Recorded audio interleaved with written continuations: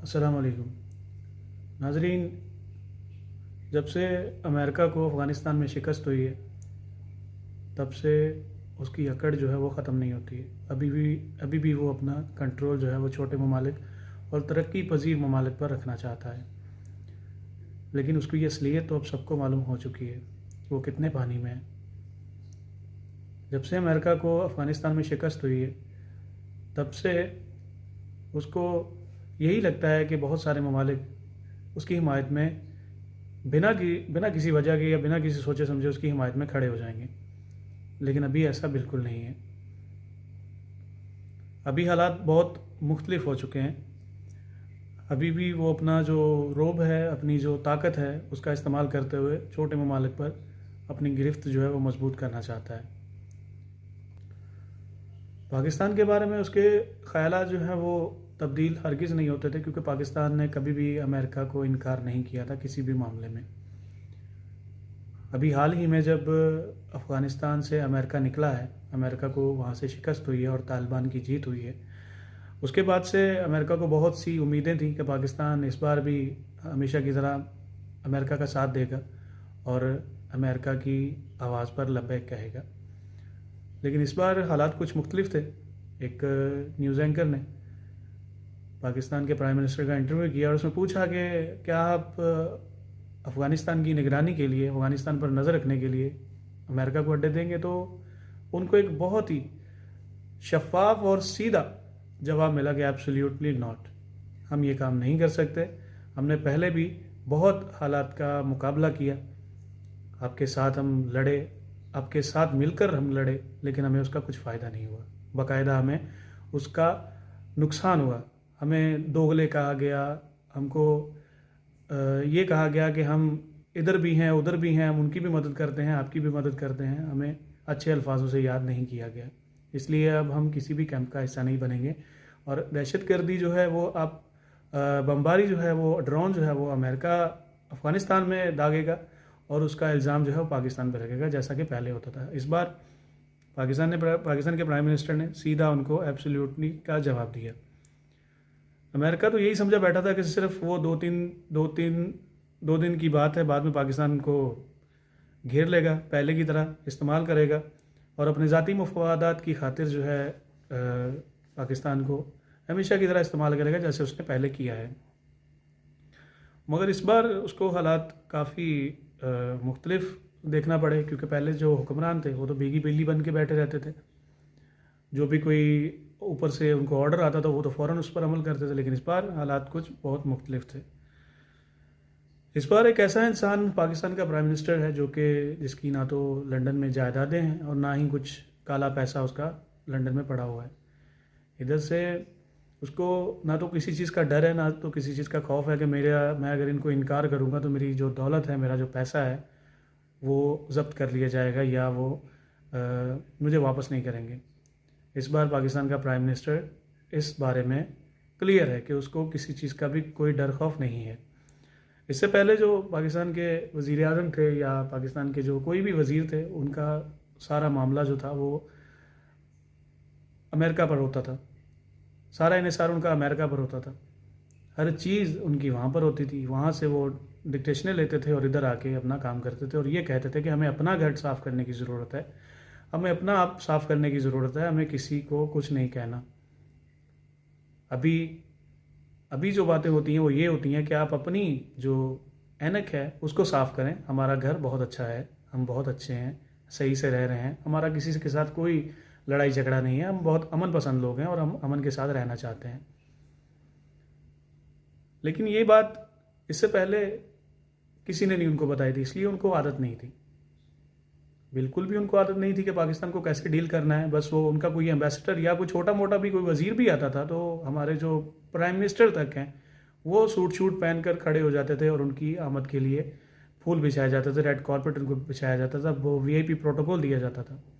جبکہ ہمارے جو وزیر اعظم ہیں وہ وہاں پر جاتے تو ان کی پینٹیں اتار کر تراشی لی جاتی تھی۔ یہ حال تھا پہلے، اور اس طرح کے جو واقعات، اس طرح کی جو باتیں ہیں وہ ان کو کافی حد تک ان کو حوصلہ افزائی ہوتی تھی ان کی، اور وہ یہی سمجھتے تھے کہ پاکستان ایک نارمل اور بس تھرڈ کیٹیگری کا ملک ہے جس کو جہاں چاہیں جیسے چاہیں استعمال کر سکتے ہیں اور اس کی اپنی تو کوئی ویلیو ہے نہیں.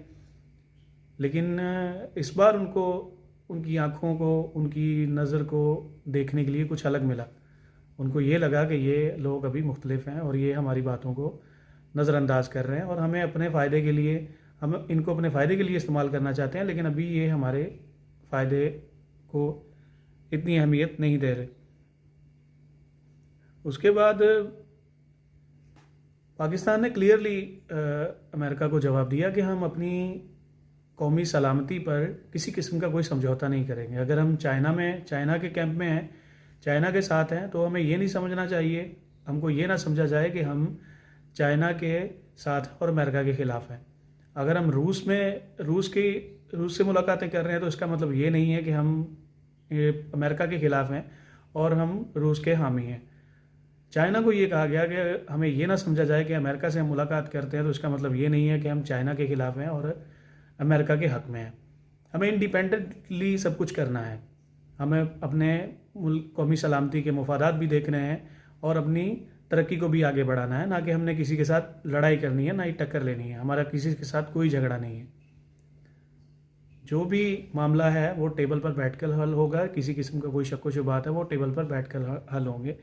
ایسے معاملات جو ہیں ابھی نہیں ہونے چاہیے. جس طرح کہ چائنا کی کوئی واقعہ ہوتا ہے افغانستان میں, اس کی پراکسی جو ہے وہ پاکستان میں لڑی جاتی ہے, اور اگر کوئی واقعہ ہوتا ہے ادھر ایران میں تو اس کی پراکسی پاکستان میں لڑی جاتی ہے. سعودی عرب کا کوئی معاملہ ہوتا ہے تو اس کی پراکسی پاکستان میں لڑی جاتی ہے. سب کو اپنے اپنے ملکوں تک محدود رہنا چاہیے, نہ کہ ہمارے ملک میں انٹرفیئر کرنا چاہیے. کسی بھی قسم کے فرقہ واریت کی اجازت ہمارا ملک نہیں دے سکتا, اور نہ ہی ہم اس کے متحمل ہیں. ہم نے بہت نقصان برداشت کر لیا, اب ہم اس کو اور مزید برداشت نہیں کر سکتے.